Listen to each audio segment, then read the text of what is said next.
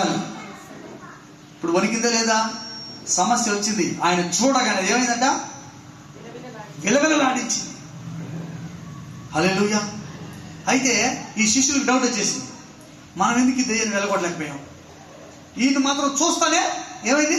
యేసు ప్రభు చూస్తానే పడిపోయింది, విలవిలలాడించింది. మనం ఎందుకు వెళ్ళగొట్టలేకపోయినా వాళ్ళకి డౌట్ వచ్చేసి అదే 29 వచ్చిన చదువు. ఆయన ఇంటిలోనికి వెళ్ళిన తర్వాత ఆయన శిష్యులు మేమెందుకు ఆ దయ్యంని వెళ్ళగొట్టలేకపోతామని ఏకాంతంగా ఆయన అడిగారు. అందుకైన ప్రార్థన వలననే కానీ మరి దేని వలనైనను ఈ విధమైన వదిలిపోవట అసాధ్యము. హల్లెలూయా. ప్రార్థన వలననే కానీ ఇలాంటిది వదిలిపోవట అసాధ్యం. దేవుని వాక్యం సెలవిస్తా ఉంది.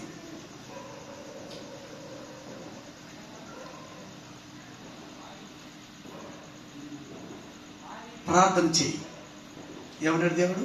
ప్రార్థన ఉంది. సమస్య అంటే ఎవరిది? ఇంతకుముందు చెప్పాను. సమస్య అంటే ఎవరిది?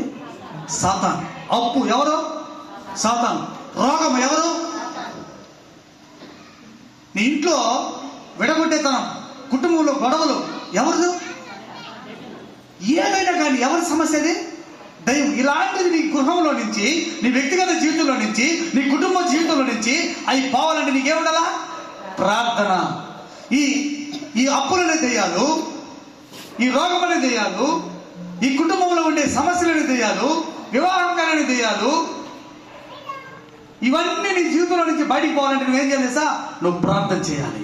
ప్రార్థన వలన కానీ ఇలాంటిది వదిలిపోవటం అసాధ్యం. దేవుడు సమస్తం చేశాడు, సమస్తం మంచివని ఎదిగాడు.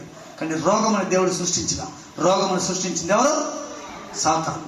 ఆ సాతాను పోవాలంటే అప్పులు. దేవుడే వాక్యం సెలవుస్తుంది, నా బిడ్డలైన మీరు అప్పిచ్చే వారిగా ఉంటారు. కానీ మరి అప్పు ఉందంటే this is the devil plan.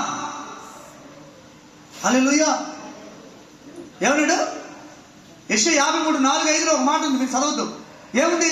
నిశ్చయముగా అతడు మన రోగములు భరించెను, మన వ్యసనములు వహించెను, అతడు పొందిన గాయముల చేత మనకు స్వస్థత కలుగుచున్నది.